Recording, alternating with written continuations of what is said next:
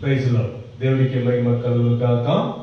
ప్రియమైన దేవుని సంగమా, ఎవరీ మంత్ 4th థర్స్డే 4వ గురువారం విజయవాడ పట్టణం, ఆంధ్రప్రదేశ్ విజయవాడ పట్టణంలో యేసు ఎన్నుకున్న ప్రార్థన గోపురం Jesus elects prayer tower ministry ద్వారా ఎవరీ మంత్ 4వ గురువారం 4th Thursday pastors and evangelist fellowship prayer meeting నడిపిస్తాను. నా పేరు pastor reverend prophet of living God your brother D Nesi Parthiban garu. హల్లెలూయా. దేవుడికే మహిమ కలుగును కాక. సోషల్ మీడియా ద్వారా, లైవ్ ద్వారా చూసిన ప్రతి ఒక్కరికి యేసు ఎన్నుకున్న ప్రార్థన గోపురం Jesus elects prayer tower 24 hours మీకోసం ప్రార్థన చేస్తుంది. ప్రార్థన చేయడానికి సిద్ధంగా ఉంది. హల్లెలూయా. దేవుడికే మహిమ కలుగును కాక. Our prayer tower Jesus elects prayer tower ministry WhatsApp number కూడా నోట్ చేసుకోండి. 9182152199. అవర్ గూగుల్ పే నంబర్ కూడా నోట్ చేసుకోండి. ఎందుకంటే కొందరు అడుగుతారు ఫోన్లో, పాస్టర్ గారు, బ్రదర్ గారు, మీ ప్రేయర్ టవర్కి ఏదో ఒకటి సహాయం చేయాలి, డొనేషన్ పంపాలి, ఆఫరింగ్ పంపాలి అని కొందరు ఫోన్ ద్వారా అడుగుతారు. అందుకోసం ఈ Google Pay number, prayer tower number కూడా రాసుకోండి. Google Pay number 9441248629. మరలా చెప్తాను. Our Jesus elects prayer tower ministries Google Pay number 9441248629. ఆ నంబర్ రాసుకోండి. మీరు చేయగలిగినది సపోర్ట్ చేయండి. మంత్లీ సపోర్ట్ అయినా, డైలీ సపోర్ట్ అయినా, వీక్లీ సపోర్ట్ అయినా మీరు చేయగలిగినది. దేవుడు మీ మనసులో ఏ ప్రేరేపణ మాట్లాడతారో అదే సపోర్ట్ చేయండి. ఎందుకంటే విజయవాడ పట్టణంలో విశ్వాసంతో Jesus elects prayer tower ministry నడిపిస్తాను. ఇక్కడ నాకు తెలుగు రాదు, తెలుగు నేర్చుకొని తెలుగు వాళ్ళు ప్రజల మధ్యలో సువార్త ప్రకటన చేస్తాను. హల్లెలూయా. దేవుడికి మహిమ కలుగును గాక. నాది తమిళ్ బైబిల్లో వాక్యం చెప్తాను. ఇప్పుడు పాస్టర్ మీటింగ్ లో ఇంతవరకు చక్కగా పాటలు పాడి కొనియాడారు. ఇప్పుడు మన మధ్యలో మెయిన్ స్పీకర్ సీనియర్ పాస్టర్ యేసు పాదం గారు, రెవరెండ్ పాస్టర్ గారు యేసు పాదం గారు మన మధ్యలో వచ్చి ఉన్నాడు. అయ్యగారు ఇప్పుడు చక్కగా సుందర తెలుగు భాషలలో మనందరికీ వాక్య సందేశం అందిస్తారు. మనం చక్కగా విందాము. బిగినింగ్ ప్రేయర్ లో స్టార్ట్ చేసుకొని ఆరాధన అయ్యగారు ఒక పాటలు పాడి వాక్యం సందేశం ఇస్తారు. అది చాలా చక్కగా దీవెనకరమైన వాక్యం. మనం లోతుగా డీప్ గా వింటే మనం దీవించబడతాము. హల్లెలూయా. Christmas message, new year message మనందరికీ, సర్వలోకానికి సీనియర్ పాస్టర్ గారు యేసు పాదం గారు వాక్యం సందేశం ఇవ్వడానికి సిద్ధంగా ఉన్నారు. ఒక చిన్న ప్రార్థన నేను చేసి అయ్యగారికి నేను మైక్ అప్పగిస్తాను. హల్లెలూయా. వచ్చిన ప్రార్థన. అందరు కళ్ళు మూసుకోండి. మమ్మల్ని మిక్కిలిగా ప్రేమించిన పరలోక తండ్రి, పరిశుద్ధాత్మ దేవ, మీకే వందనాలు, స్తుతులు, స్తోత్రాలు చెల్లించున్నాను స్వామి. మీ కుమారుడైన, మీ బిడ్డ అయినా, మీ దాసుడైన యేసు పాదం గారు, యేసయ్య ఆకాశం పుట్టక ముందే, భూమి పుట్టక ముందే యేసయ్య మీ అరచేతుల రాచి ఉంచినవే. మీకే వందనాలు, స్తుతులు, స్తోత్రాలు చెల్లించున్నాను స్వామి. ఆకాశం పుట్టక ముందే యేసయ్య, భూమి పుట్టక ముందే యేసయ్య మీ మీకే వందనాలు. యేసు క్రీస్తులో అయ్యగారు ప్రాణాత్మ శరీరం దాచి ఉంచినావే, మీకే వందనాలు, స్తుతులు, స్తోత్రాలు. అలాగవే యెషయా 49:16 వచనం ప్రకారం, కొలొస్సీ రాసిన పత్రిక 3:2 వచనం ప్రకారం అయ్యగారు దీవించండి ప్రభా, ఆశీర్వదించండి ప్రభా. ఇంకా ఇంకా దేశానికి, పట్టణానికి, గ్రామ పల్లెటూరుకు వెళ్ళి సువార్త ప్రకటన చేయడానికి ఆయుష్ పొడిగించి, స్వస్థత ఇచ్చి, ఆరోగ్యం ఇచ్చి మీ సేవలు వాడుకోండి ప్రభా. ఇప్పుడు పరిశుద్ధాత్మ దేవ మీకే వందనాలు, స్తుతులు, స్తోత్రాలు చెల్లిస్తున్నాను. అపోస్తుల కార్యములు 10వ అధ్యాయం 38 వచనం ప్రకారం అది ఉన్న అభిషేకం మీ కుమారుడి శిరస్సు పైన దిగి వచ్చును కాదని ప్రార్థిస్తాను స్వామి.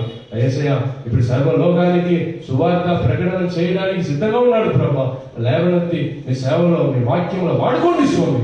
తండ్రి, కుమారుడు, పరిశుద్ధాత్మ దేవుడు యేసు క్రీస్తు నామమున బలమైన అభిషేకం మీ కుమారుడి శిరస్సు పైన, అంకుల శిరస్సు పైన దిగి వచ్చును కాదని ప్రార్థిస్తాం. దీవించండి, ఆశీర్వదించండి ప్రభా.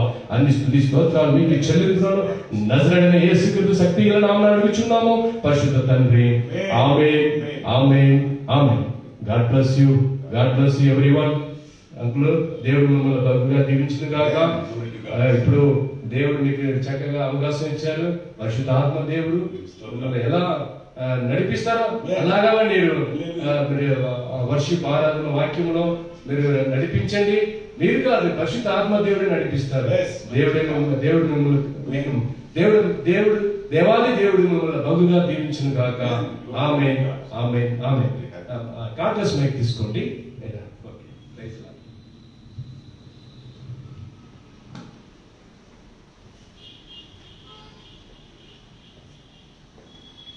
దేవుని యొక్క నామం మనకు మహిమ కలుగుగాక. ప్రియులారా, మీ మధ్యలో ఉండి ఈ విధంగా ఈ వాక్యం చెప్పే అవకాశాన్ని పరిశుద్ధాత్మ దేవుడు నాకు కలిగినందుకే దేవుని యొక్క నామాన్ని మహిమపడుతున్నాను. మరి ఈ యొక్క ఆడియో ద్వారా మీకు ఈ యొక్క సువార్త అందుతుంది. మరి మా పాస్టర్ గారు మరి పాస్టర్ గారు, మరి మా పద్మ గారు, మరి వారి ద్వారా ఈ యొక్క సేవా పరిచర్య ప్రపంచానికి ఎంతో వారికి గొప్ప భాగ్యం, గొప్ప ధన్యత దేవుడు వారికి ఇచ్చినారు. దేవుడు వారిని వాడుకున్నందుకే దేవుడి నామం కలిగాక. ఇంకా ప్రపంచం యావత్తు కూడా ఈ యొక్క సువార్త అందరికీ అందవలన ఒక తపన గల వారి ఉన్నారు.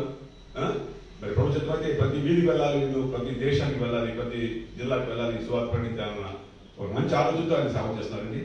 మనం చూసినట్టు ఇక్కడ ఉందండి, యేసు ఎన్నుకున్న ప్రవచనాత్మక ఉద్యోగ పరిచర్యలు, యేసు ఎన్నుకున్న ప్రార్థన గోపురం, జీసస్ ఎలక్టెడ్ ప్రేయర్ టవర్.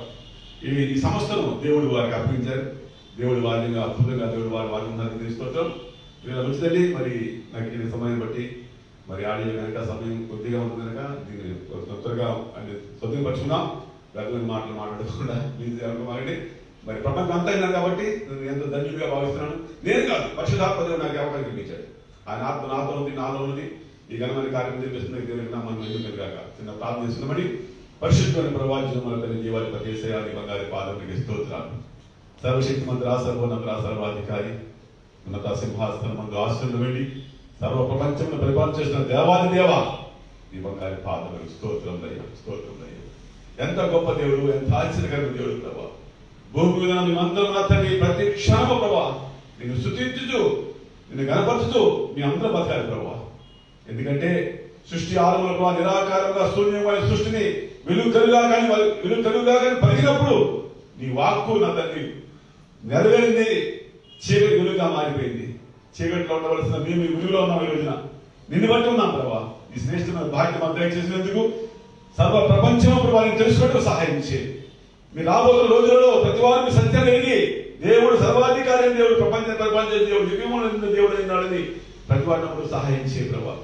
అయ్యా మీరు నాకు ఇచ్చిన అవకాశం పడి స్తోత్రం చేస్తూ మీ మాటలు నేను చెప్తాను ఆశపడుతున్నాను దేవా. ఈ మాటతో నామానికి కీర్తి గంట మహిమ తెచ్చుకోండి ప్రభా. సహాయం చేయండి ప్రభా. బిడ్డలను అందరూ దీవించి ఆశీర్వదించండి. ఎంతమంది ప్రభా తండ్రి నిరాశ ఉండిపోయింది, నిరాశ ఉండిపోయారు ప్రభా. ఎంతమంది ఎవరస్తులు ఉద్యోగం లేకుండా, వివాహం లేకుండా, ఎంతమంది ప్రభా అనాథులకు తీసుకున్నారు భూమి నా తండ్రి.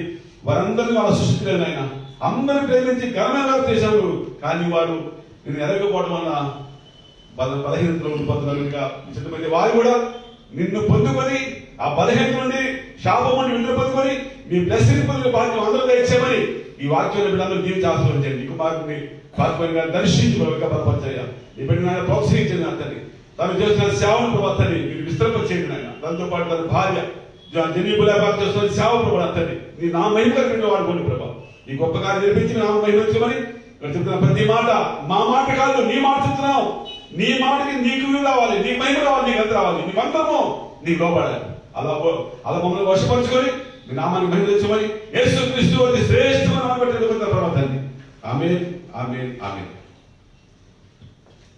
మంచిది ఓ పాట పాడి మహిమపరచాలని నేను ఆశపడుతున్నానండి.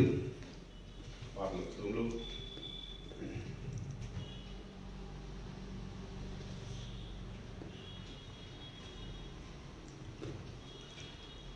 వందనం వనోతుమో ప్రభో ప్రభో, వందనం వనోతుమో ప్రభో ప్రభో, వందనంబు తండ్రి తనయు శుద్ధాత్ముడా, వందనాంబులందుకో ప్రభు, వందనాంబులందుకో ప్రభు. ఇన్ని నాళ్ళు ధరను మమ్ము బ్రోచియు, గన్న తండ్రి మించి ఎప్పుడుగాచియు, ఎన్నలేని దీవెనలిడు నన్న యేసువా, ఎన్ని రేట్లు స్తోత్రములివిగో. వందనంబునోతుమో ప్రభో ప్రభో, మా దేవ మాదు కాళ్ళు చేతులెల్లను, సేవకాలి తనువు దినములన్నీయు, నీ వసంగు వెండి పసిడి జ్ఞానమంతా, నీ సేవాకై అంగీకరించుమా.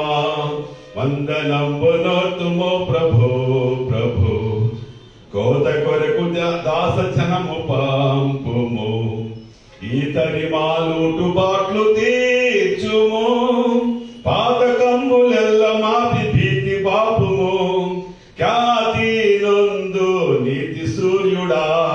వందనంబునోతుమో ప్రభో ప్రభో, వందనంబునోతుమో ప్రభో ప్రభో, వందనాంబు తండ్రి తనయు శుద్ధాత్ముడా, వందనాంబులందుకో ప్రభు, వందనాంబులందుకో ప్రభు, వందనాంబులందుకో ప్రభు. దేవునికి నామం కలిగాక ప్రియులా, శ్రేష్టమైన బైబిల్ గ్రంథం దేవుడు మనకి ఇచ్చినారు. బైబిల్ గ్రంథం ద్వారా మనందరం కూడా దేవునికి ఎంతో సన్నిహితంగా ఉండాలని, దేవునికి ఇష్టంగా ఉండాలని, మనమందరము భూమి మీద వారందరూ కూడా దేవుని మహిమపరచాలన్న అతని మంచి ఆలోచన గలవాడే, జ్ఞానం గలవాడే పరిశుద్ధాత్మ దేవుడు మనకు బైబిల్ ఇచ్చాడండి. బైబిల్ చదవడం వల్ల దేవునితో సహవాసం మనకు పెరుగుతుంది. బైబిల్ చదవడం వల్ల దేవునితో సంబంధం ఎక్కువ అవుతుంది. ఈ రోజు ఏ ప్రీతి ఉన్నా, ఎటువంటి బాధలు ఉన్నా సరే బైబిల్ ద్వారానే అన్ని చేయగలుగుతున్నాం. శ్రేష్టమైన బాధలు ఇచ్చారు పిల్లలు.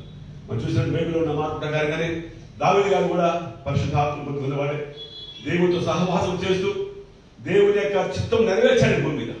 ఈ లోక మందిరాన్ని నియమించాడు. అంతకాలం కూడా దేవుని నామాన్ని మహిమగా బతికాడు. కానీ ఆ మిత్రుల మాటలు బైబిల్లో ఉన్న మాట ప్రకారంగా సూర్యుడు ఉదయించిన వరకు సూర్యుడు అస్తమించే వరకు కూడా ఆయన నామము శృతి నొందని నామం అన్నారు దావీదు గారు. ఎంత గొప్ప దేవుడు తెలుసుకున్నాడు ఆయన. ఈరోజు నీవు నేను తెలుసుకోవాలి. ఎందుకంటే గొప్ప దేవుడి యొక్క అధికారము ఈ ప్రపంచము, ఆయన అధికారం కింద ఈ ప్రపంచం నాటి పరిపాలన జరుగుతుంది. ఆయన స్వామికుల లోకం ఏమవుతుంది. ఆయన వదిలేంటే ఈ భూమి మనకు కనపడదు, ఈ ఆకాశం మనకు కనపడదు, మనం ఎవరు భూమి మీద. ఎంత గొప్ప దేవుడు అండి. తరతరాలు దేవుడి ప్రపంచాన్ని పరిపాలన చేస్తున్నారు. తరతరాలు మనం ప్రేమిస్తున్నాడు, ఆశ్రయిస్తున్నాడు. ఇంత గొప్ప దేవుడు తెలుసుకోవడానికి ఒక భాగ్యం. ఈరోజు నాకు ఆ గొప్ప దేవునికి నామాన్ని స్తుతించే అర్హుడు కాను, యోగుడు కాను అని సరే దేవుడు నన్ను ప్రేమించాడు. మీ మధ్యకు నన్ను నడిపించాడు. మీరు దైవజనులు పాత్రమలయ్య గారు, మీరండి, మీరు దేవుని ఆత్మ మీరు మాట చెప్పడం మాకు దేవునికి మహిమ వస్తుంది అని వారిని ప్రోత్సహించారు. కాబట్టి నేను రాగలిగిన వద్దకు ఇది మంచిదండి. మరి క్లుప్తంగా కొన్ని మాటలు తెలుసుకుంటే ముగిస్తాను, సమయం కూడా తీసుకోను. మనం చూసినట్టే ఇక్కడ దావీదు గారు రాశారు కీర్తనలు. మరి ఆ రాసిన కీర్తనలో 8వ అధ్యాయం చూస్తున్నాం, 8వ అధ్యాయం చూస్తున్నామండి, 8వ అధ్యాయము. మరి ఆయన 8వ అధ్యాయంలో మరి మొదటి మాట చూస్తున్నాం. యెహోవా మా ప్రభువా, ఆకాశములలో నీ మహిమను కనపరచువాడా, భూమి అన్నందుగా నీ నామం ఎంతో ప్రభావం కలిగింది.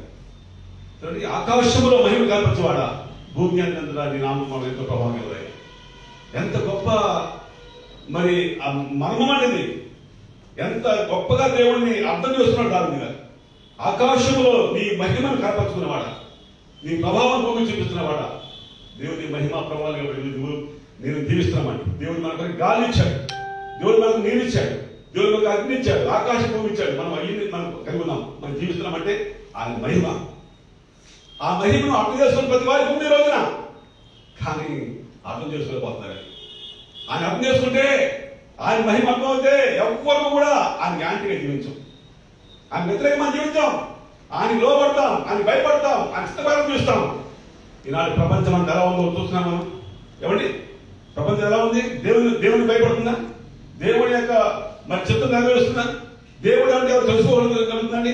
ఈ లోకంలో తాత్కాలిక సుఖభోగాన్ని ఆశపడుతుంది లోకం అంతా. కదండి, ఈ లోకంలో నాకు సుఖాలు కావాలి, భోగాలు కావాలి, అనుభవించాలి, దగ్గర కావాలి, ప్రతి ఎవరు వస్తే పరిగెడతారండి. అటువంటి ఈ లోకంలో దేవుడి వాక్యం చాలా శ్రేష్టమైంది కదండి. కాబట్టి యెహోవా మా ప్రభువా, ఆకాశంలో నీ మహిమను కనపరచువాడా, భూమి అంతటా నీ నామం ఎంతో ప్రభావం కలిగింది. భూమి అంతటా దేవుని నామ ప్రభావం కలిగింది. నాకు అనిపిస్తుంది ఒకసారి నేను ట్రాఫిక్ చూస్తుంటాను, బయట వెళ్ళినప్పుడు వేలాది బళ్ళు, వేలాది కార్లు, వేలాది మరి మోటార్ సైకిల్స్, మరి బస్సులు కానీ ప్రయాణం చేస్తున్నాయండి. ఇంతమంది జనంలో ఎవరైనా సరే ప్రాణం పోయింది ఎవరన్నా? ఎవరు ప్రాణం పోతుందండి? ఇంత ట్రాఫిక్ లో ఎవరైనా సరే ప్రాణం పోతున్నారా? ఇంటికి చెప్పాలంటే ఆయన ప్రభావం గల దేవుడు, భూమి అంతా ఆయన ప్రభావం చూపిస్తున్నాడు కాబట్టి మనం దీర్ఘాశ జీవిస్తున్నాం ఈ లోకంలో. ఆయన ప్రభావం భూమి ఉంది కాబట్టి ఈరోజు సంతోషం చూపిస్తున్నామండి. ఇంత శ్రేష్టమైన కృపగల దేవుడిని రాసింది. పిల్లలు చూస్తుంటే ఇంకో మాట చూస్తున్నామండి. ముందు ఇక్కడ 5వ చూస్తున్నామండి. 5వ వచనం, నీవు చూస్తున్నామండి. 3వ చూస్తున్నామండి. నీ చేతి పని అయినా నీ ఆకాశములను నీవు కలగజేసిన చంద్ర నక్షత్రములను నేను చూడగా నీవు వాని జ్ఞాపకం చేసుకుని మనుషుడు ఏ పాటివాడు, నువ్వు దర్శనించుటకు నరుడు ఏ పాటివాడు, దేవుని కంటే వాని కొంచెం తక్కువ వానికి చేస్తున్నావు. నీవు మహిమా ప్రభావంతో వానికి కిరీటం ధరింప చేస్తున్నావు. ఎంత శ్రేష్టమైన అధికారం ఇచ్చాడు దేవుడు నీకు నాకు. ఏమండి, దేవుడు చేసిన ఆకాశం నక్షత్రాలు చూస్తే గానీ, సూర్యుడు చూస్తే గానీ, చంద్రుడు చూస్తే గానీ, వాడు చూసినప్పుడు నరుడు ఏ పాటివాడు నీ దృష్టికి, నరుడు ఎలా ప్రేమించావు నువ్వు అని చెప్పని ఆశ్చర్యపోతున్నాడు దావీదు గారు. ఏమంటారండి, సృష్టిలో ఉన్నవాడికి మనం గొప్పవాడమా? యుగాలు తరతరాలు సూర్యుడు ఉదయిస్తున్నాడు, అస్తమిస్తున్నాడు, చంద్రుడు తన పని చేస్తున్నాడు, నక్షత్రాలు పని చేస్తున్నాయి, తరతరాలు కదండి మనం చూస్తున్నాం, తరతరాలు చూస్తున్నాం. అటువంటి లోకంలో వాడు ప్రేమించాడు దేవుడు. నిన్ను ప్రేమించాడు ఈ రోజున.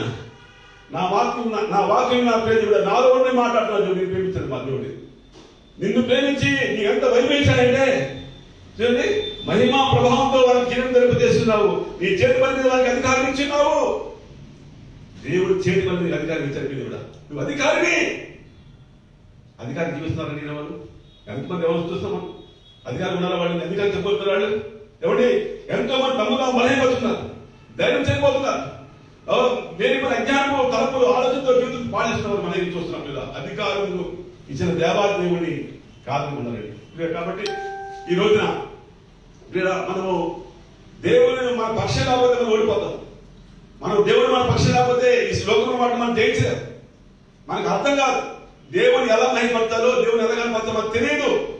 కాబట్టి మనం దేవుని మహిమపడతాలన్నా కనపడతాలన్నా దావీదు గారి వలె, అయ్యా నరుడిని చూస్తున్నాను, నువ్వు నరుడు ఏ పాటి వాడి దృష్టికి, నువ్వు చేసిన ప్రపంచంలో నరుడు ఎక్కడ వాడేడు, వీడిని ప్రేమిస్తున్నావు అంతగా అని అన్నారు దావీదు గారు. అని అన్నారంటే అర్థం ఏంటంటే, దేవుని యొక్క మహిమ, దేవుని యొక్క శక్తిని దావీదు గారు తెలుసుకున్నారు. కాబట్టి దేవుడిని ఆయన పుణ్యం అంటున్నాడు, ఆయన గొప్ప చేస్తున్నాడు.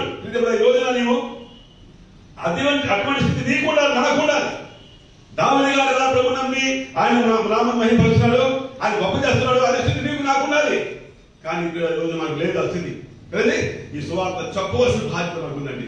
ప్రతి వీధులలో, ప్రతి పట్టణాల్లో, ప్రతి దేశంలో సువార్త కొన్ని బాధ్యతలకు అప్పగించాడు దేవుడు. కానీ రావట్లా, ముందు రావట్లా. దేవుని మహిమకి ఇచ్చాడు, దేవునికి ప్రభావం ఇచ్చాడు, దేవునికి కిరీటం ఇచ్చాడు, నీ కోటి ఆస్తులు ఇచ్చాడు, నీకు బంగారం ఇచ్చాడు, బంగారు పెళ్లి కట్టుకునే స్థితికి ఇచ్చాడు. ఏమండి, బంగారు పేటలో భోజనం చేసే స్థితికి ఇచ్చాడు. బంగారు భోజనం చేసి భోజనం స్థితికి ఇచ్చాడు. ఇంత గొప్ప ఇంత స్థితి దేవుడిని నువ్వు స్థుతిస్తున్నావా? ఆ దేవుడికి తెలుసాలి కావునా? దేవుడు నాతో మాట్లాడుతున్నాడు, నీతో మాట్లాడుతున్నాడు. నీకు ఇచ్చిన ప్రతి మహిమ ఆయనది, నీకు ఇచ్చిన ప్రతి దీవెన, ప్రతి ఆశీర్వాదం ఆయనది. నీకు ఇచ్చిన భార్య ఆయన ఇచ్చిన భార్య, నీకు ఇచ్చిన భర్త ఆయన ఇచ్చిన భర్త. దేవా, నువ్వు నాకు ఇచ్చిన నీ కుటుంబాన్ని నీ ఎంత కనపరుచుకోవాలి, ఎంత మహిమపరుచుకోవాలని చెప్పని ఉన్నావా? స్థితిలో ఉన్నావా? మనసు మార్చుకున్నాం. దేవుడికి వాక్యం చూడతామండి.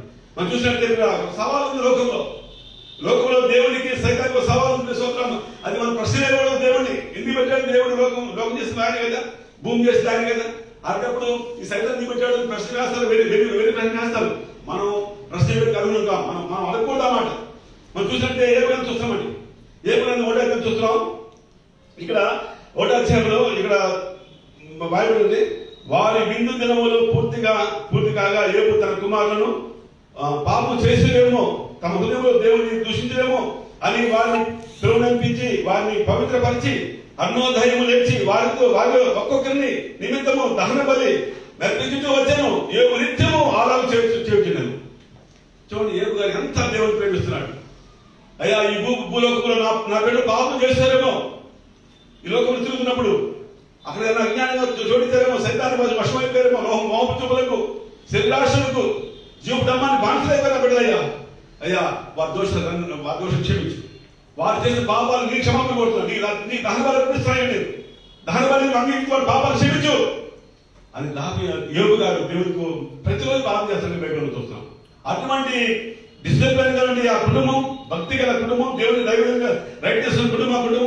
ఆ కుటుంబంలో సైతాన్ని ప్రవేశించి నీవు యోగు గారి చుట్టూ కంచి వేసావయ్యా, తీసివేసావని తోలగత్తానయ్యా, తోలగత్తే అతని భక్తి తెలియపడతానయ్యా అని చెప్పి యోగు గారు చెప్పారు. వచ్చేసి దైవం అని. అయితే దేవుడు మాత్రం ఏమనంటే, అందుకు దేవుడు ఏమన్నా తెలుసుకుందాం, నా సేవలు దేవుడు యథార్థవంతుడును న్యాయవంతుడని దేవుని యందు భయభక్తి కలిగి చెడుతనం విసరించేవాడు ఆ మనుషుని వంటి వాడు ఎవడూ లేడు. అతని సంగతి నీవు ఎప్పుడైనా ఆలోచించినవా అని అడుగుగా అపవాది ఏబు ఊరకే దేవుని యందు భయభక్తి కలిగి ఉన్నాడా? నీవు అతని ఇంటి వారిని అతని కలిగిన సమస్తమును చుట్టూ కంచి వేసావు కాదా? నేను అతనికి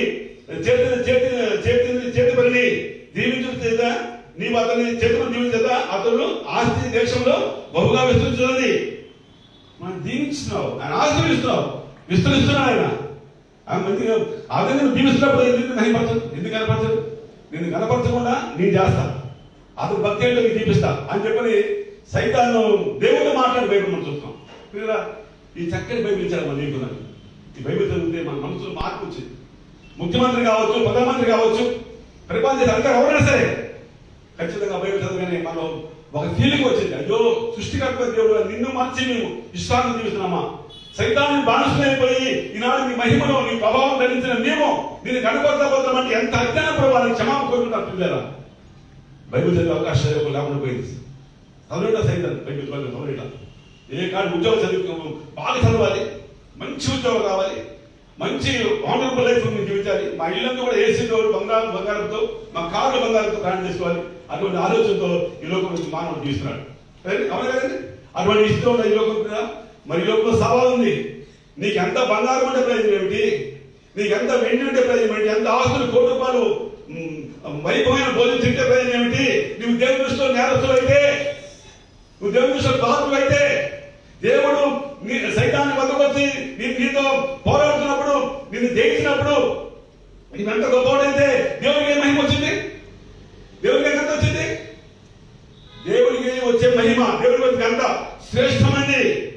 దేవుని విలువ తెలుసుకోక నాడు, దేవుని వద్ద నాకినాడు అనేక మంది పిల్లలు, యవనస్తులు బిడ్డలు వేలాది మంది అయిపోతారు, వేలాది మంది అజ్ఞానం అయిపోతారు పిల్లలు, వేలాది మంది యవనస్తులు చదువుకున్న పిల్లలు కూడా ఈ వ్యసనాలకు బానిసైపోయి మరి అనవసరంగా దేనికి పైన అనాథలో ఉంచిన వారు మనం చూస్తున్నామండి. అటువంటి లోకంలో మరి సువార్త మనం చెప్పాలని బాధ్యత పడుతుంది. మనం చెప్పాలని సమయం చాలు కాబట్టి క్లుప్తంగా కొన్ని మాటలు మాత్రమే ఎప్పుడు తీసి మీకు గుర్తు చేసుకుని ఈ సమయం నక్షత్రాన్ని తీసుకుందాం. మరి ఎస్సీ పాత్మర్ గారి ముందు నేను పెద్దవాడిని కాదు. ఎందుకోసం అంటే ఆయన పరిచయం వేరు, ఆయన తలంపులు వేరు, ఆయన ఆలోచన వేరు. ఎక్కడ తమిళనాడండి, తమిళ మాట్లాడతారు. ఆంధ్రప్రదేశ్ ఏం మాట్లాడతారు, తెలుగు మాట్లాడతారు. మరి ఇక్కడ మనం తెలుగు మాట్లాడుతుంటే ఆయనకు అర్థమైందా? అర్థం కాదు. ఆయన తమిళ మాట మనకు అర్థమైందా? మనకు అర్థం కాదు. అయితే వీళ్ళ మరి ఆయనకున్న తప్పనేంటి? ఆంధ్రప్రదేశ్ స్వాతంత్రించాలి, నేను ఆంధ్రప్రదేశ్లో దేవుడి రాజ్యము స్థాపించాలి, దేవుడి రాజ్యంలో అందరూ ప్రవేశించాలి అన్నటువంటి ఒక తపనతో ఆయన తెలుగు నేర్చుకోగలిగాడు. ఎవరి ఇంత చక్కని భాష చెప్పగలుగుతున్నాడు, చక్కని రిఫరెన్స్ చెప్తాడు ఆయన. నాకు ఆర్థం వేసింది. ఇప్పుడు ఇన్ని మన్మాత్మలు గ్రంథం ఇచ్చావే, ఆయన ఎలా తెలియపరుస్తున్నాడు.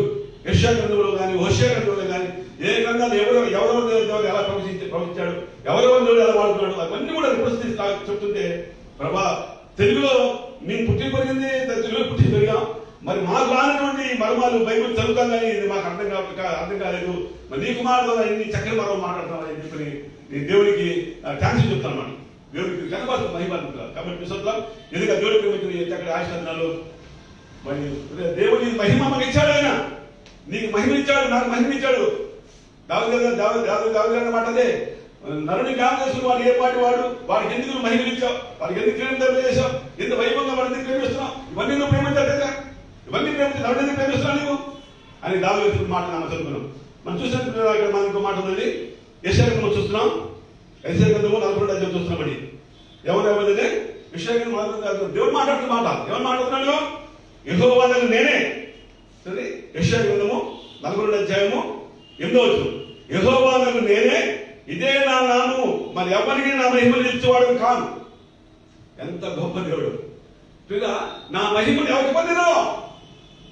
ఈనాడు దేవుడి మహిమ తెలుసుకోక, దేవుడి మహిమ నాకు వద్దులే, నాకు ఈ లోక సంబంధమైన మహిమ నాకు చాలు, భూమి మహిమ చాలు, ఈ బాగా చదువుకొని కోటి రూపాయల ఆస్తి సంపాదించుకొని వైభవంగా పోతున్నాను, అది చాలు, నాకు దేవుడి మహిమ నాకు వద్దు నా చాలు.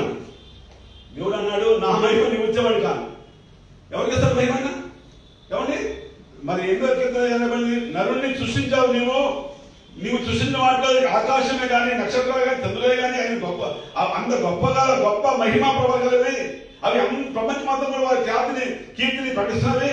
అంత గొప్ప వాడిని ప్రేమించలేదు, ఈ నరుని ప్రేమించాలి నీవు అని చెప్తున్నాడు దావీదు తన వాక్యాలు 8వ అధ్యాయంలో. అటువంటి ఆ దేవుడికి అన్నాడు, నా మహిమను నేను ఎవరికి ఇచ్చేవాడు కాదు. దేవుని మహిమ యొక్క విలువ తెలియక, అయ్యా నీ మహిమ మాకు లేకపోయిందిలే, మేము చదువుకొని శుభ్రంగా భూమి బిర్యానీ తిన్నాం, చికెన్ తిన్నాం, లగ్నం చేస్తున్నాం, మా శరీర సంబంధ వాచి కోరికలు నేర్చుకున్నాం, ఇది మా గాలి ఉన్నామండి. దేవుడా, ఈ రోజున ఈ మహిమను పొందకపోతే, ఈ యొక్క బ్లెస్సింగ్స్ ను పొందకపోతే, ఈ దేవుడిని తెలుసుకోకపోతే, ఈ మహిమని లేకపోతే, రేపు నీ ఫ్యూచర్ లో ఎంత భయంకరమైన శిక్షణ గురైపోతున్నావు తెలుసు కావున. తెలిస్తే భయపడతాం.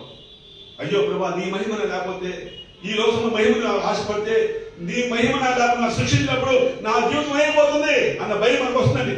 అటువంటి శ్రేష్టమైన వాక్యాన్ని ప్రియుల రోజున దేవుడు నీతో నాతో మాట్లాడుతున్నాడు. సరే, నా మహిమను ఎవరికి ఇచ్చేవాడిని కాదు. కానీ దేవుడి ప్రేమ ఎందుకు మహిమకి ఇవ్వడు? ఎవరిని ఆయన శూన్యంగా చీకట్లో ఉన్న సృష్టిని వెలుగుగా మార్చి తన స్వరూపం మనం తెలుస్తుంది. ఆయన మహిమించింది. నువ్వు ఫలించి అభివృద్ధి మంది విశ్వవిద్యాలయం ఆశింపడి వారి మీద మహిమించాడు ఆయన. అటువంటి ఆ మహిమించిన దేవుడు తిరిగి మన ఈ మాట అన్నాడు, నీ మహిమ అందరికి ఇచ్చేవాడిని కాదు. మీరు ఎందుకంటే మాట్లాడి ఒకసారి మన ఆలోచన కాదు ప్రయత్న.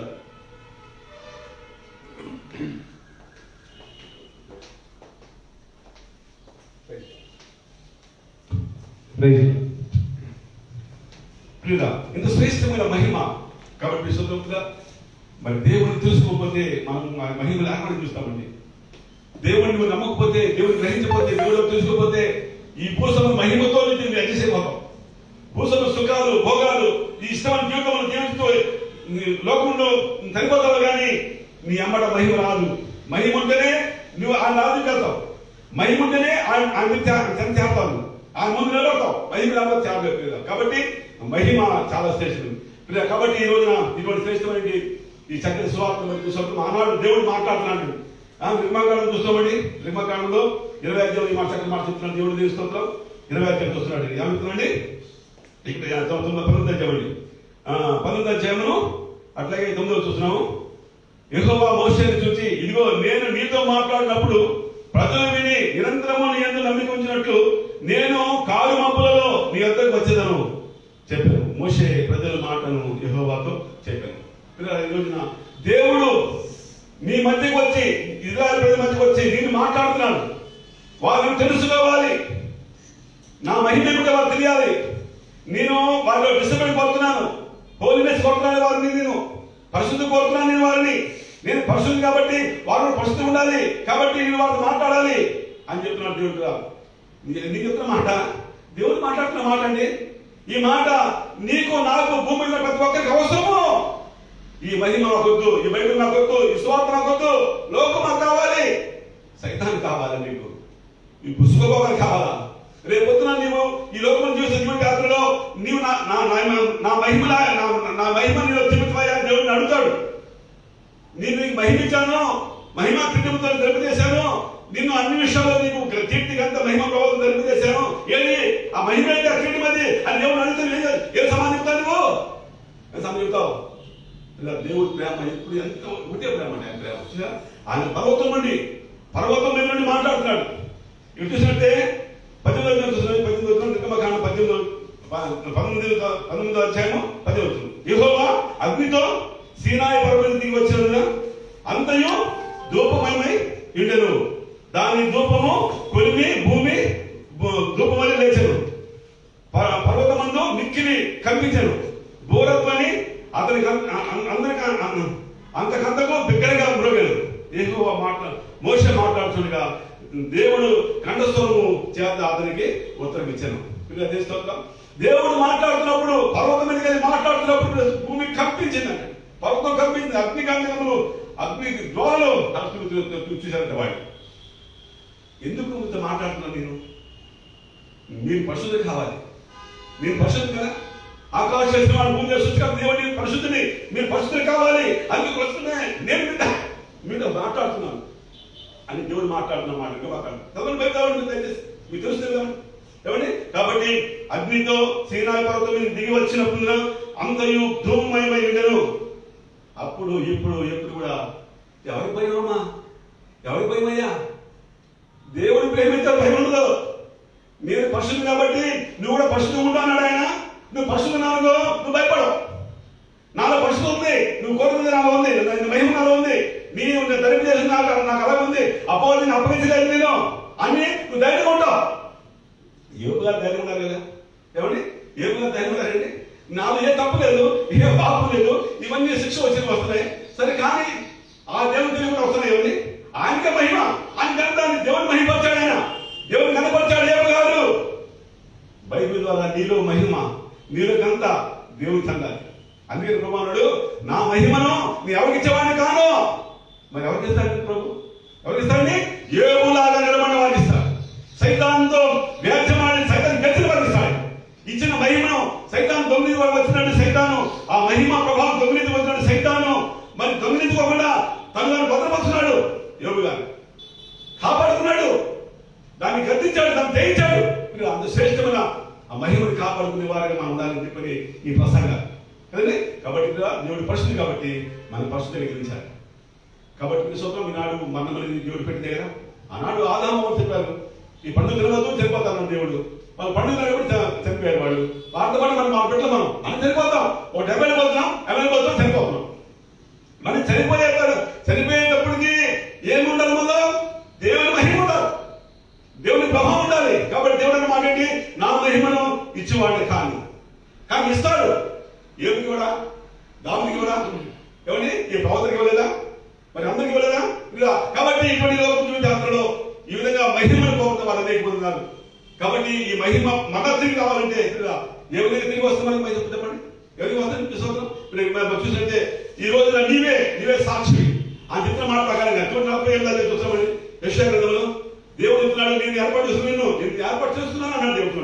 40 అధ్యాయము స్తోత్రం చక్కని మాట ఏమనండి అనుగ్రహం చేస్తున్నాం. 40 అధ్యాయంలో అట్లా ఎందుకు చూస్తామండి. నా వాక్యం ఉన్నా నీతో నాతో ఎవరితో మాట్లాడితే ఆయన మాట ఏ మాట? మన పరిశుద్ధపరిచే మాట. మీ పాపాలు క్షమించి మిమ్మల్ని పరిశుద్ధపరిచి మిమ్మల్ని నా బిడ్డగా చేసుకునే మాటలు మాట్లాడుతున్నాను నేను. ఇగో పర్వతం నుండి మాట్లాడుతున్నప్పుడు ఈ అగ్ని జ్వాలలకు లేకపోతే ఈ యొక్క ధూమములకు వీటికి భయపడుతున్నారు. భయపడవద్దండి. మీరు ధైర్యం కావాలి, మీరు నాకు తెలుసుకోవాలి, పరిశుద్ధం నేర్చుకోవాలి, అందుకోసం మాట్లాడుతున్నాను అన్నాడు దేవుడు. అటువంటి ఆయన మాట ఎందుకు? మనం పరిశుద్ధపరచడానికి, ఆయన మహిమను మనం కాపాడుకోవడానికి. ఒక సైతాన్ని వచ్చి మన మహిమను, మన ప్రభావం దొంగిలించడం వచ్చినప్పుడు, మనల్ని మోసపరిచినప్పుడు మన ధైర్యం నిలబడడానికి మహిమను వచ్చి మాట్లాడుతున్న దేవుడు మాట్లాడుతున్న మాట పరలోకము దిగి వచ్చి కన్నుడికి వచ్చి మాట్లాడుతున్న మాటలు. మిమ్మల్ని పరిశుద్ధపరచాలి, నిన్ను ధైర్యపరచాలి. మీరు పాపం చేస్తే సరే నేను మీరు క్షమించేవాడు ఉన్నాను కదా, మీరు భయపడమాకండి అన్న ఎంత ధైర్య మాటలు మాట్లాడుతుంది దేవుడు మాతో మాట్లాడండి కదా.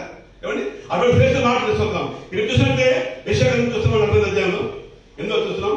యెహోవా ఇలా సెలవిస్తున్నాడు, అనుకూల కాలమున నేను నీకు నీ మొర వింటిని, నీ మొర విని నీకు ఉత్తరమిచ్చింది. ఎంత శ్రేష్టమైన దేవుడు, ఎంత ప్రేమమైన దేవుడు. కాబట్టి అనుకూల సమయంలో నీతో నీ మొర విన్నాను, నీకు ఉత్తరం ఇచ్చాను. ఏమండి రక్షణ దినమని నీకు సహాయం చేసింది.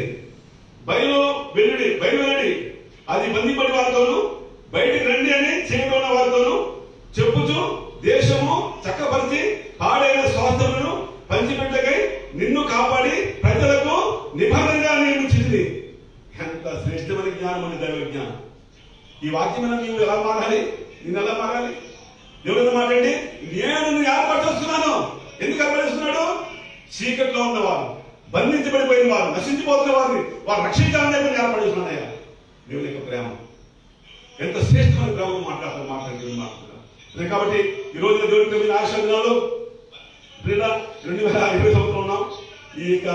ఇక్కడ చివరి రోజు వెళ్ళి ఇంకొక ఈ వారం పోతే నెక్స్ట్ మన కొత్త మనకు వస్తుంది కదా. కాబట్టి చూద్దాం. మరి ఈ రోజున నీవు నిన్ను మనం ఆ యొక్క మహిళను కాపాడుకోవాలి. కానీ దేశము చక్కపరిచి పాడైన స్వాతంత్రం పంచిపెట్టగా నిన్ను కాపాడి ప్రజలకు నిబంధనగా నియమించింది. పాడైపోయిన ప్రతి కుటుంబాన్ని నువ్వు బాగు చేయాలంట. పాడైపోయిన ప్రతి ఆత్మను రక్షించాలంట. సైతాన్ కింద మోసపోయి ఈ మహిమ పోగొట్టుకొని నానా పాపలు చేసుకుంటూ జీవితకాలం అంతా దుఃఖాలతో ఏడుమంతో మరణాలతో ఏడుస్తున్నట్టు ఆ చీకటి వారిని నువ్వు రక్షించాలంట. అందుకోసమే నిన్ను ఏర్పాటు చేస్తున్నాను. నన్ను కాదు, నా వాక్యం నీతో మాట్లాడుతున్న దేవుడు నేను ఏర్పాటు చేస్తున్నందు కోసమే. నాకెందుకులే, నా కొడుకు ఎలా అయిపోతుంది నాకెందుకు, నా కూతురు ఎలా అయిపోతుంది నాకెందుకు, మా అల్లుడు గారు ఎలా అయిపోతుంది నాకెందుకు, మా కోడ ఎలా అయిపోతుంది నాకేం జరుగుతున్నావు నీవు లెక్క అడుగుతాడు దేవుడు. పరిశుద్ధాత్మ దేవుడు ప్రియులా మరణం ఉంది కాబట్టి ఆ మరణం నుంచి గురితే ఇవన్నీ చక్కపరచుకోవాలి. ఎప్పుడైతే నువ్వు దేవుడి వాక్యాన్ని తీరుస్తావో తిరిగి నీకు మహిమిస్తాడైనా కదండి. దేశము చక్కపరిచి పాడైపోయిన స్వాతంత్రములను పంచిపెట్టుటకై నిన్ను కాపాడి ప్రజలకు నియమించింది. కాబట్టి ఇప్పుడు నీకేం చేయాలి? నువ్వు పాడైపోయిన ప్రజల్ని నువ్వు కాపాడాలి. ఆత్మను నశించిపోయిన ఆత్మని రక్షించుకోవాలి. నువ్వు ఆ సేవ చేశావంటే నేను నిన్ను ఏర్పాటు చేసుకున్నాను. అనుకూల సమయంలో నీ మొర విన్నాను, నిన్ను ఏర్పాటు చేసుకుని నీతో మాట్లాడుతున్నాను. నువ్వు చేయవలసిన పని ఇది, ఈ పని చెయ్యి అని దేవుడు అన్న మాట్లాడి ఆ పని చేశావంటే పరిశుద్ధాత్మ తన తిరిగి మళ్ళీ ఏమిస్తాడు? మహిమనిస్తాడు నీకు అన్న ప్రభావాన్ని తెలియజేస్తాడు. శ్రేష్టమైన 2020 సంవత్సరం చివరి రోజుల్లో మనం సహోదరుడా దేవుని ఆత్మతో మాట్లాడుతున్న మాట ఎంతకాలము దేవుని మహిమ, దేవుని ఇచ్చిన మహిమను పోగొట్టుకుని, దేవుని ప్రభావం పోగొట్టుకుని ఈనాడు సైతాను వశమైపోయి చీకట్లో మన ఛాయలో కొట్టుబెట్టాడుతున్న నిన్ను ప్రేమిస్తున్నాడు దేవుడు. శ్రేష్టమైన ఈ వాక్యాన్ని బట్టి మనసు మార్చుకుందాం. ప్రభావ అయిపోయిన కాలంలో అయిపోయింది ప్రభావ, జరిగిపోయిన కాలంలో సరే, మిగిలిన కాలంలో సరే నాయన నీ మహిమను పొద్దుకునే భాగ్యం దయచేయ ప్రభావ, నీ ప్రభావం పొద్దుకునే భాగ్యం దయచేయ ప్రభావ అని అడుగుతావా? ఓ ప్రియమనస్లో ప్రపంచంలో స్వార్థపడ్డ మీరు అందరూ దేవుని మహిమను బాగుంటారమ్మా. దేవుని మహిమ అడుగుదాం. శ్రేష్టమైన వాక్యాన్ని బట్టి మనసు మార్చుకున్నాం కదా. నీవు దేవుని మహిమ లేకుండా సైతాన మహిమ కోరుకున్నావే. ఈ బంగారం కావాలి, తిండి కావాలి, వైభవం కావాలి, వజ్రాలు కావాలి, ఇవి కోరుకున్నావే నువ్వు. దేవుడు దుఃఖపడుతున్నాడు. నేను ఏం చేస్తున్నాడయ్యా? నువ్వు వెళ్ళు, వాళ్ళు బాగు రక్షించయ్యా, నేను దిగి వచ్చానయ్యా, పొరబట్టి వచ్చానయ్యా, పర్వతం మీద మాట్లాడుతున్నాడయ్యా. మా ప్రజల్లో మా మార్పు రావాలి మాట్లాడుతున్నాయి. వారి పాపాల నుంచి పెట్టి వారి పరిస్థితి దేవుడు నేను తెలుసుకోవాలని చెప్పని నాకు అధికారం ఉంది కాబట్టి వారు తీరుస్తాను, ఆశ్రయిస్తానయ్యా అని దేవుడు మాట్లాడుతున్న మాటలు, ఈ చక్కటి మాటలు బట్టి తిరిగి మహిమ మనకు పొందుకోవాలి. కాబట్టి సూత్రం అన్నింటి శ్రేష్టమైన అంటే ప్రభు మనల్ని ఎంతగా ప్రేమిస్తున్నాడండి. ఏమండి ఆయన ఆకాశం నుండి వచ్చి ప్రభుత్వం ఎక్కి ఈ విధంగా ప్రసంగం చేశాడు. పైన ఆకాశం మీద కానీ కింద భూమి మీద కానీ మేము చేసుకోకూడదు, వాళ్ళు సాగిపడకూడదు. మరి దేవుడు నేను పరిశుద్ధిని నేను ఆత్మీయులు ఆత్మ సంపాదించండి అని అన్నాడు దేవుడు. నిర్గమకాండ 2వ అధ్యాయంలో. అదే మరి విశ్రాంతి పరిస్థితిని ఆచరించు, మీ తల్లిని సన్మానించు. దేవుని యొక్క ప్లాన్స్ ఇవ్వండి. అంటే మీరు ఈ లోకంలో జీవిస్తున్న జాతరలో దేవుడి ప్రతి ఆజ్ఞలను పాడుతున్న వారు అయితే తిరిగి మన మహిమ మనం కాపాడుతున్న వారు అవుతాం. ఆయన ప్రభావం మనం దంచున్న వారు అవుతాం. ఎంతమంది ఉన్నారండి? క్రైస్తవులు కూడా గురికి వెళ్తున్నారు, దేవుని మాటలు ఉన్నవి, కానీ తల్లిని సంబంధం వెళ్తారా? కానీ వాళ్ళు విశ్రాంతి ఆపదెళ్తున్నారా? ఇష్టం అంటే కూడా వస్తున్నారు, కష్టం ఆడుకున్నారండి. కాబట్టి ఈ రోజున మహిమ నీకు మళ్ళా రావాలంటే నువ్వు దేవుని చెంత నెరవేర్చాల్సిందే. దేవుని మహిమను మనం పొందుకోవాల్సిందే. నాకు ఏ దేవుని మహిమ నాకు వద్దు, లోపల వద్దున్నాను, సంరాజకాలంలో సుఖంగా వద్దున్నా చాలు, పొలివారిని బాగా ఆశించవద్దు అన్నాడు దేవుడు. ఆశిస్తాను అని నువ్వు జీవిస్తున్నావు, పొలివారి భర్తను ఆశించవద్దు అన్నాడు దేవుడు. నేను ఆశిస్తాను జీవిస్తున్నావు, నీకు మహిమ వచ్చిందా? ఏమండి మీరు కాబట్టి ఇచ్చిన 10 ఆజ్ఞలు పాటించుకోకుండా మహిమను పోగొట్టుకున్నాం. అయితే మనం ప్రేమిస్తున్నాం, దేవుడు ప్రేమిస్తూ దేవుడు లోకం ఎంతో ప్రేమించాను కాక రద్ది కుమారుడుగా పుట్టిన వాడిని విశ్వాసం వాడు ఎవడన్నా సరే వాడు నశింపడు, వాడు నిత్యం పొందుతాడు అని దేవుడు మళ్ళా ప్రేమించి ఆజ్ఞల ప్రకారంగా మనం పరిశుద్ధం కాకపోయినా తిరిగి తన ప్రియ కుమారుని ద్వారా మనం పరిశుద్ధపరచాలని ఆ ప్రభు చేసిన ప్రణాళిక చూసినట్టే మనం చూసిందండి. యోహాను సువార్త చక్కని మాట చూస్తున్నాం. యోహాను సువార్త మరి లూకాసు సువార్త అండి. లూకాసు సువార్తలో ఈ 2వ అధ్యాయంలో ఈ చక్కని మాట చూస్తామండి.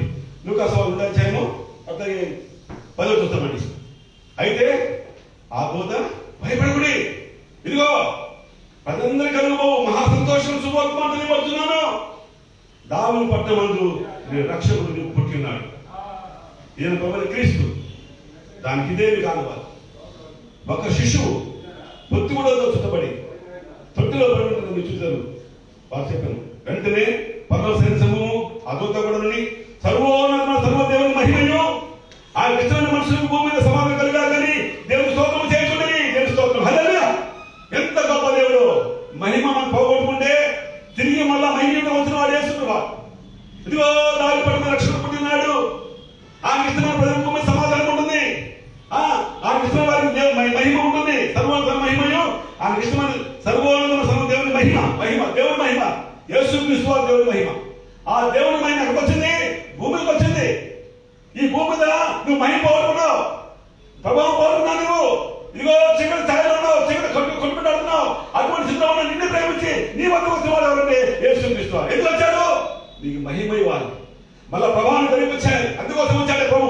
ఈ రోజున ఈ 2020 సంవత్సరంలో చివరి నెలలో ఉన్న ఈ ప్రసంగం నీవు మహిమ పోగొట్టుకున్నావు, తిరిగి మహిమ వచ్చిన వాడు అన్నాడు యేసయ్య. నమ్ము నా ప్రియ సహోదరు, నమ్మమ్మా ప్రియ సహోదరుడా.